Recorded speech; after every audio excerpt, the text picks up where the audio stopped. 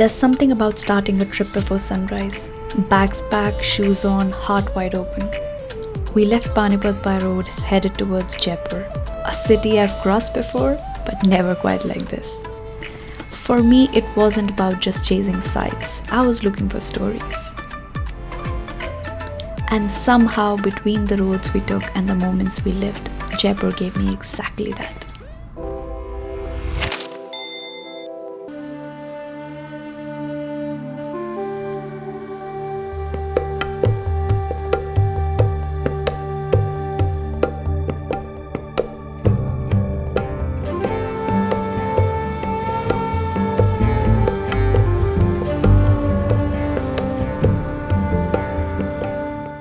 Our first few days were wrapped in celebration. A close friend of ours was getting married at a stunning heritage resort, where every wall echoed tradition and every detail felt personal.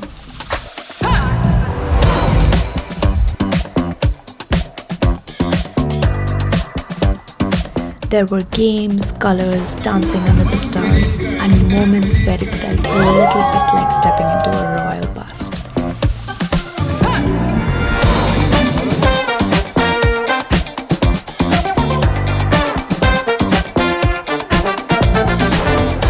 With moments between traditional outfits, delicious food, and loud celebrations, I found my joy being immersed in a culture that is mine. It's funny, sometimes you travel far just to feel closer to the people you love. And this wedding gave us the perfect start.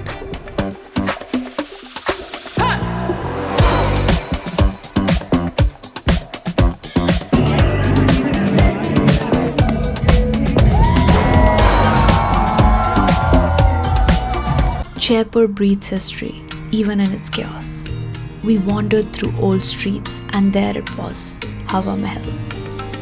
More than just a landmark, it's a palace built with purpose, to give the royal women a window to the world. I stood there imagining those stories of quiet strength behind a facade of carved beauty.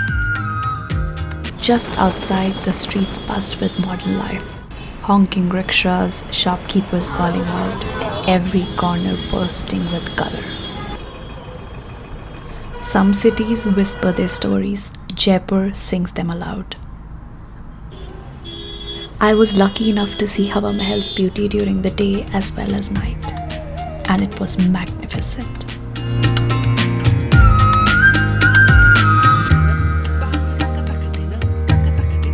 Away from the noise, we made our way up to Nahargarh Fort. High above the city, you feel like you're watching time slow down. The view is unreal. Jaipur laid out beneath you like a painting.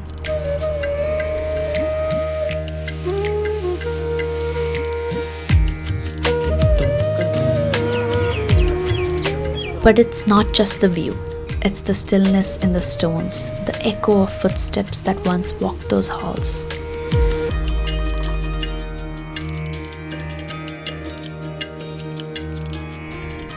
I roamed around admiring the beauty, marveled at its architecture, and enjoying my moments just being part of it as if I was there in the past.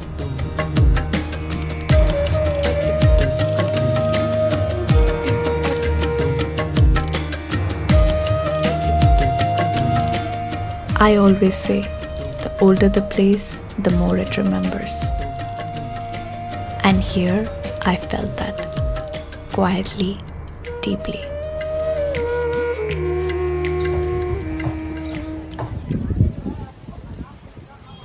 After the previous day of just exploring, we wanted to start today strong, but with something delicious. We landed at Tapri Cafe, a cozy little place that felt like home. This place came highly recommended from friends and locals, and it stood up to the expectations.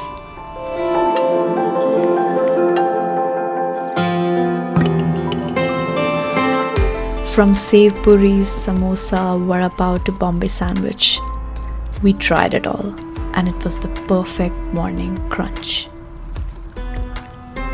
Their beaten coffee, a hug in a cup. But what I loved most was the vibe. Calm, creative, and full of stories waiting to be overheard.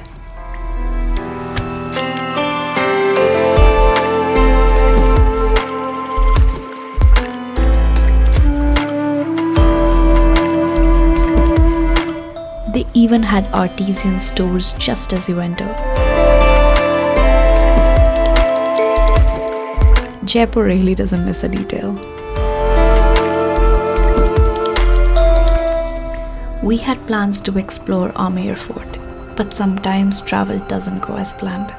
The crowds were overwhelming, so we chose to admire it from a distance. And maybe that's okay. Not every story needs to be touched to be felt. But before heading further, we paused by Jal Mahal, a palace floating in the middle of lake.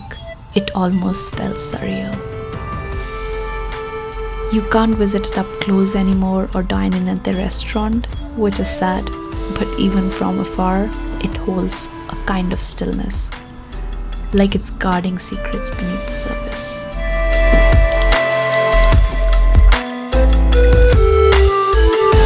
But before we wrapped our journey, we took small detours to Pushkar and Chokhi Dhani.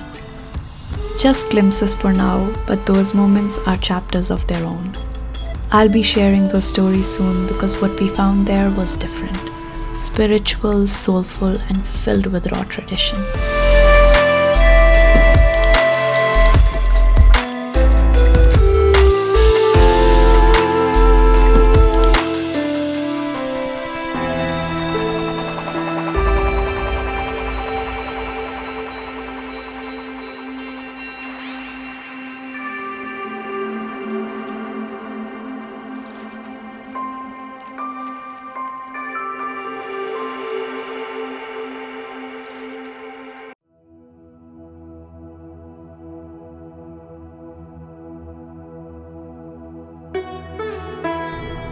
Jaipur, though, it stayed with me.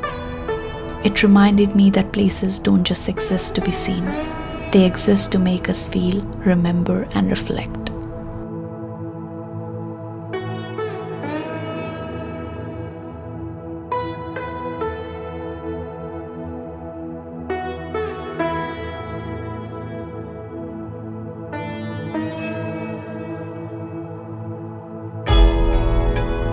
So if Jaipur is on your list, don't just visit the places, let them visit you. Walk slower, eat everything, and let the stories surprise you. If you enjoyed this journey, stay tuned. Pushkar and Chokhi Dhani are next. There's still more Rajasthan to feel.